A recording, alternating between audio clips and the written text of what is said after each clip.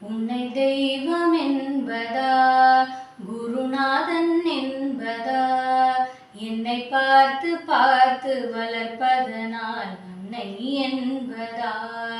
உன்னை தெய்வம் என்பதா, குருநாதன் என்பதா, என்னை பார்த்து பார்த்து வளர்ப்பதனால் அன்னை என்பதா.